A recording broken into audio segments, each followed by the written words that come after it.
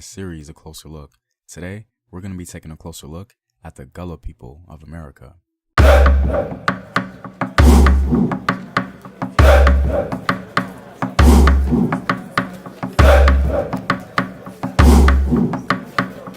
And as always, if you want to support the home team on these videos and future animated projects, you may do so on patreon.com.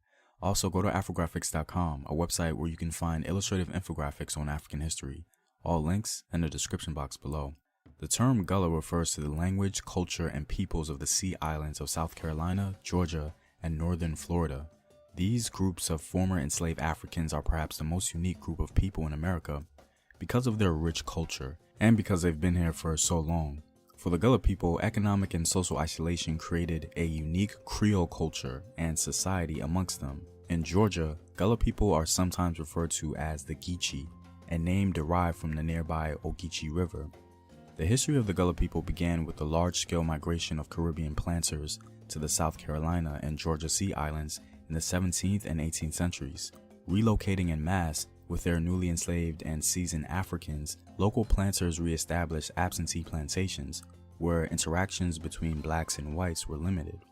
As early as the first decade of the 17th century, enslaved and free black people outnumbered whites in the region, and by the 19th century, the number of enslaved black people inhabiting the islands had grown to 80% of the local population and over 95% in rural pockets along the coast.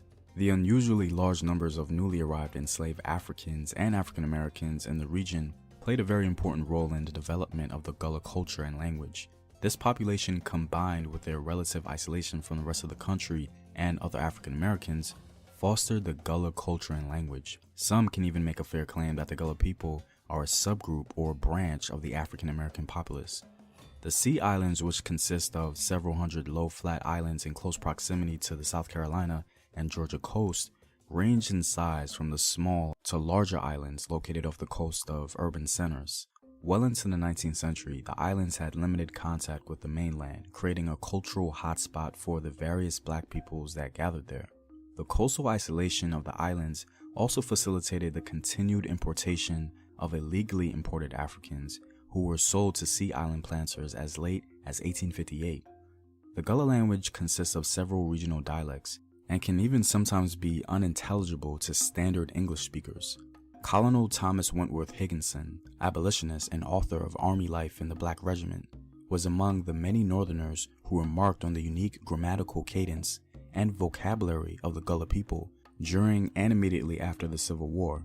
When folklorists were able to interview residents, Native Africans and other former enslaved black people were still alive to share folkways passed down from their recent ancestors.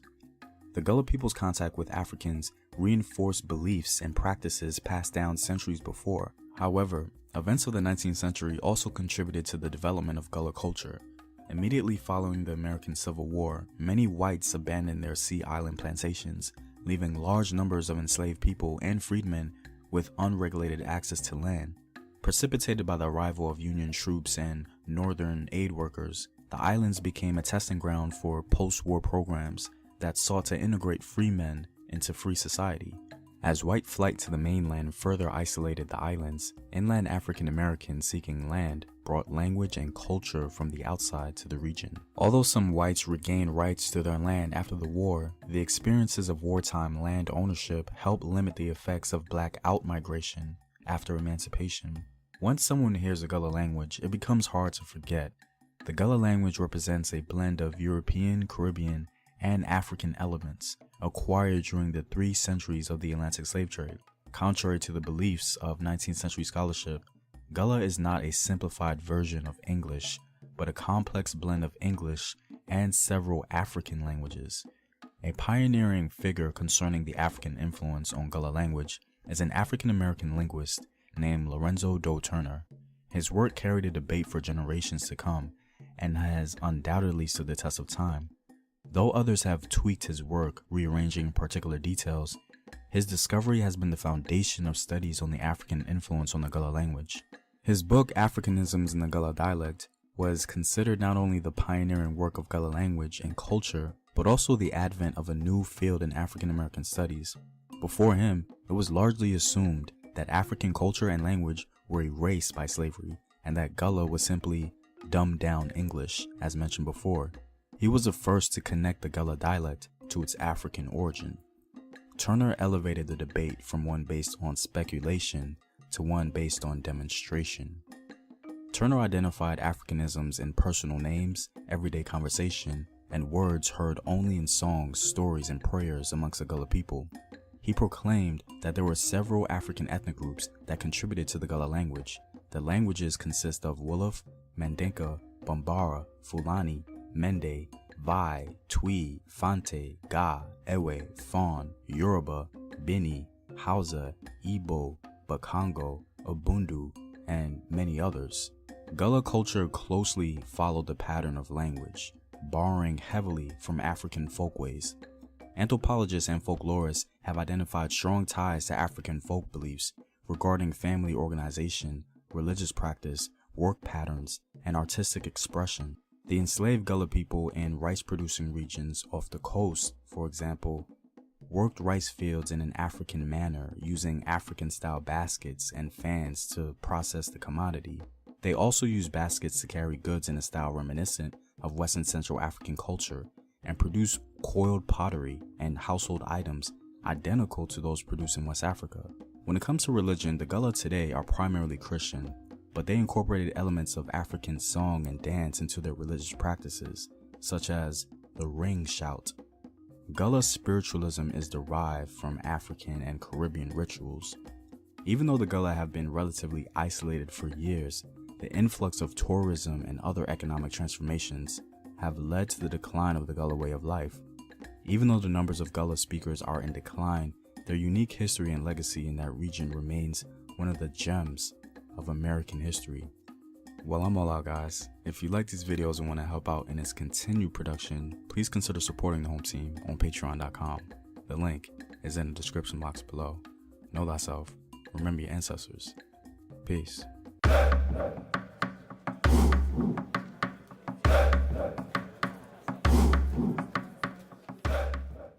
I want Jesus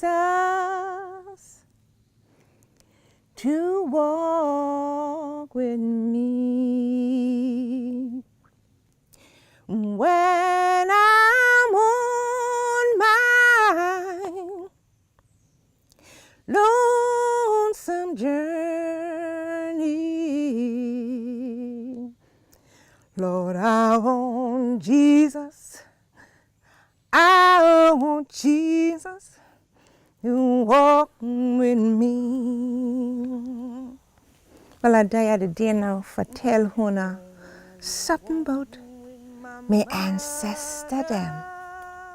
I can feel the presence day the day with me now, because I know it'll watch over me. I grew up not knowing where I came from, or how I got here, and why am I being treated as less than a human. You know, our grandmother said, now the buckra children go there. And don't look buckra in the eye.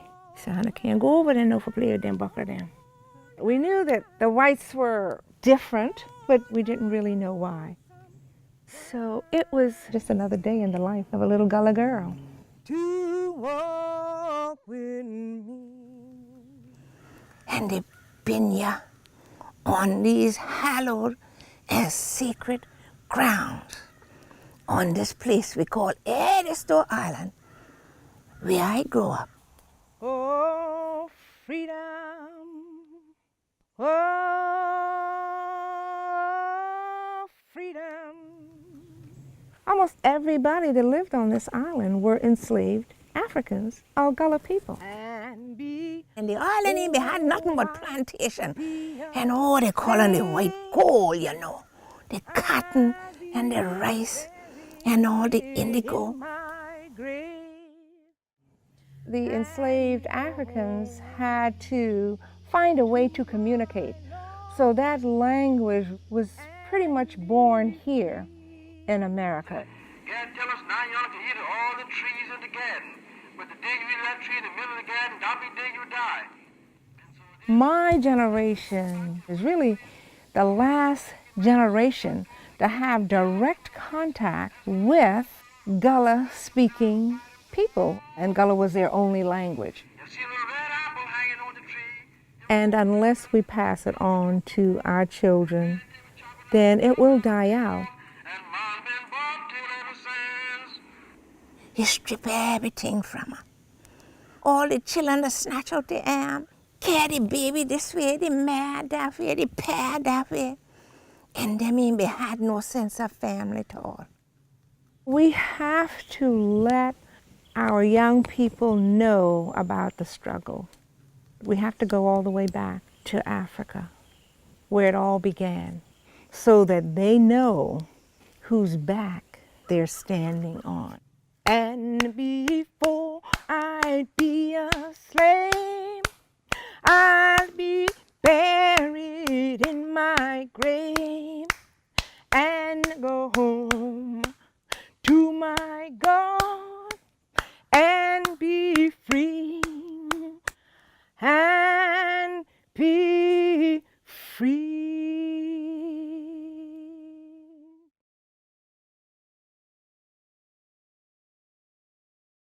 Don't forget to like, share, comment, and subscribe. Thank you for watching.